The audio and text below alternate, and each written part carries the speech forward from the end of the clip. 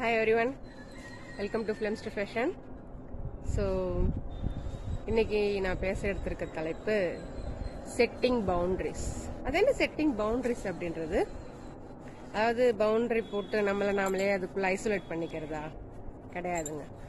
நம்ம பவுண்டரிஸ் அப்படின்றது நம்மளோட எல்லை எது அப்படின்னு மற்றவங்களுக்கு தெரியப்படுத்துறது. மற்றவங்களுக்கு புரிய வைக்கணும்னு அவசியம் கிடையாது, ஆனா மற்றவங்களுக்கு நீங்க தெரியப்படுத்தணும். அதுதான் செட்டிங் பவுண்டரிஸ் அப்படின்றது.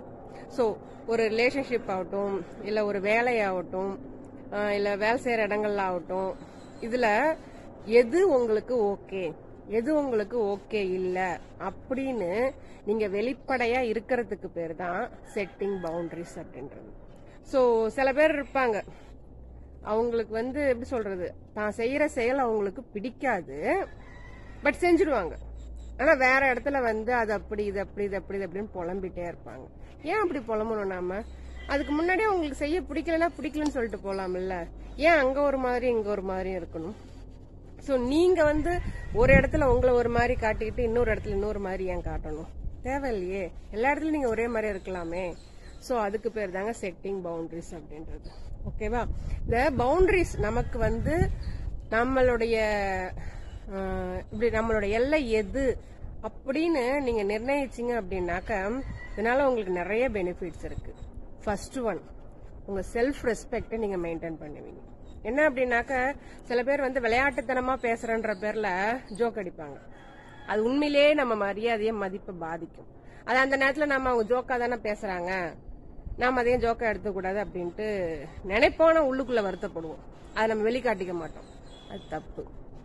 சோ உங்களை ஒரு விஷயம் பாதிச்சுதா, உங்களுக்கு பிடிக்கலையா, உங்களை உள்ள குத்துதா, ஓபன் அப் பண்ணிடுங்க, சொல்லிடுங்க.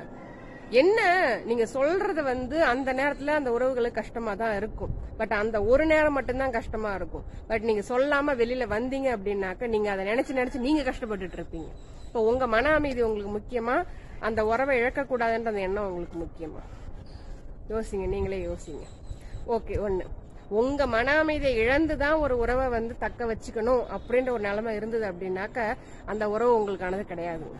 ஓகேவா? முதல் விஷயம் புரிஞ்சுக்கோங்க. ரெண்டாவது, எமோஷனல் பர்ன் அவுட்ஸ். நீங்க உங்க பவுண்டரியை செட் பண்றதுனால உங்களுக்குள்ள போட்டு சொதப்பிட்டு இருக்க வேணாம் எதையுமே. அதாவது நம்ம அதை கேட்டிருக்கணும், ஆனா நம்ம கேட்க முடியல, நம்மளால கேட்க முடியலையே, நம்மள அவங்களுக்கு திரும்ப திரும்ப இதே பண்ணிட்டு இருக்காங்களே அப்படின்னு நமக்கு நாமே உள்ளுக்குள்ள ஒரு போராட்டத்தை பண்ணிட்டே இருப்போம்.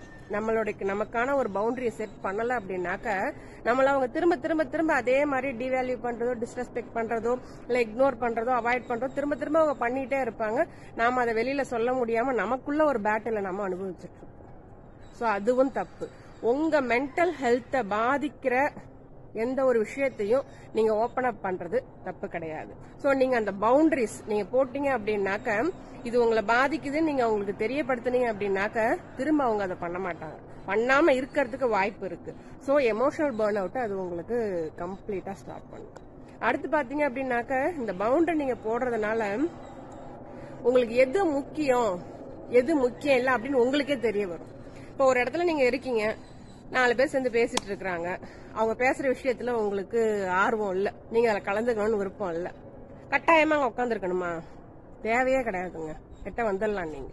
சோ அதுதான் உங்களுக்கு எது முக்கியம் எது முக்கியம் இல்ல அப்படின்னு தெரியப்படுத்துற பவுண்டரிஸ். அப்புறம் இன்னொன்னு பாத்தீங்க அப்படின்னா, நெக்ஸ்ட் பாத்தீங்க அப்படின்னாக்க, இந்த பவுண்டரி செட்டிங் பவுண்டரிஸ் உங்களுடைய ரிலேஷன்ஷிப்பை பாதுகாப்பு. எப்படி அப்படின்னாக்க, நான் ஒரு ரிலேஷன்ஷிப்ல இருக்கும்போது அது ஹெல்த்தியா இருக்கணும் இல்லைங்களா? உங்களுக்கு பிடிக்காத ஒன்றை நீங்க அனுபவிச்சுக்கிட்டு, இல்ல உங்களுக்கு ஏத்துக்க விருப்பம் இல்லாத ஒன்றை நீங்க ஏத்துக்கிற மாதிரி நடிச்சுக்கிட்டு இருக்க வேண்டிய அவசியமே இல்லை. நீங்க ஓபன் அப் பண்ணிடுங்க. ஓபன் அப் பண்ணி உண்மையிலே உங்களை அது பாதிச்சுது அப்படின்னாக்க உங்களுடைய பார்ட்னர் அதை பத்தி கன்சிடர் பண்ணுவாங்க, திங்க் பண்ணுவாங்க. ஓகேங்களா? சோ அதுவும் ஒரு பவுண்டரி செட் பண்றதுக்கு ஒரு நல்ல ஒரு ஹெல்த்தி ரிலேஷன்ஷிப் நமக்கு கிடைக்கும். சோ இந்த பவுண்டரி செட் பண்றதுல நிறைய வகையான பவுண்டரிஸ் இருக்குன்னு சொல்லுவாங்க. என்ன அப்படின்னாக்கா, emotional boundaries, mental boundaries, time boundaries, physical boundaries இருக்குன்னு சொல்லுவாங்க. ஸோ எமோஷனல் பவுண்டரிஸ் அப்படின்னா என்ன? உங்களை சுத்தி என்ன நடந்தாலும் அது உங்களை பாதிக்காம அதை நீங்க உங்களுக்கு உள்ள இறக்காம இருக்கிறது தான் எமோஷனல் பவுண்டரிஸ். யார் என்ன வேணாலும் பண்ணிட்டு போட்டோம், நான் இப்படித்தான், இது என்ன பாதிக்காது அப்படின்னு நீங்க ஸ்ட்ராங்கா நீங்க இருக்கிறங்க பாத்தீங்களா, அதுதான் எமோஷனல் பவுண்டரிஸ். பிசிக்கல் பவுண்டரிஸ், இப்போ ஒரு இடத்துல உங்களுக்கு இருக்க பிடிக்கல, அந்த இடத்துல எனக்கு இருக்க பிடிக்கல, இந்த சவுண்ட் ஒரு மாதிரி இருக்கு, மற்றவங்க பேச ஒரு மாதிரி இருக்கு, அவங்க இரிட்டேட் பண்றாங்க, இருக்க பிடிக்கல அப்படின்னாக்க உங்களை அந்த இடத்துல இருந்து நீங்க எட்ட கொண்டுட்டு வர்றது தான் பிசிக்கல் பவுண்டரிஸ். ஓகேங்களா? Next time boundaries. அது என்னங்க டைம் பவுண்டரிஸ் அப்படின்றது? ஒன்றும் கிடையாதுங்க. ஒருத்தருக்கு நீங்க 24 மணி நேரமும் அவைலபிளா இருக்கணும்ன்ற அவசியமே கிடையாது. அது உங்க குடும்பமாகட்டும், வேலையாகட்டும், இல்ல உங்களுடைய என்ன சொல்றது எதுவா வேணாலும் இருக்கட்டும், 24 மணி நேரமும் நீங்க உங்களுக்கு அவைலபிளா இருக்கணும்ன்ற எந்த ஒரு அவசியமும் கிடையாது. அதுதான் டைம் பவுண்டரிஸ் அப்படின்றது. அப்புறம் மென்டல் பவுண்டரிஸ். மென்டல் பவுண்டரிஸ் அப்படின்னா எல்லாத்தையும் மண்டக்குள்ள போட்டு திணிச்சுக்கிறது. இது அத்தனைக்கும் நான் இருந்தாதான் இதெல்லாம் நடக்கும், நான் இல்லைன்னா ஒண்ணுமே கிடையாது அப்படின்ற மாதிரி ஒரு பிரம்மையை நீங்களா ஏற்படுத்தி வச்சுக்கிறது. நீங்க இல்லைனாலும் எல்லாமே நடக்குங்க. எல்லாம் உங்களை அந்த அளவுக்கு போட்டு பிரெயின் வாஷ் பண்ணி வச்சிருக்காங்க, ரைட்டா? நீங்க இல்லைனாலும் எல்லாம் நல்லபடியா நடக்கும். ஆனா நீங்க அந்த அளவுக்கு உங்களை நீங்க ஏத்தி வச்சுக்கிற மாதிரி சுத்தி இருக்கிறவங்களை பண்ணி வச்சிருப்பாங்க. சோ இதெல்லாம் எதுவுமே வேண்டாங்க. சோ உங்க மன அமைதியை கெடுத்துக்கிட்டு நீங்க எதையுமே சாதிக்க போறது கிடையாது.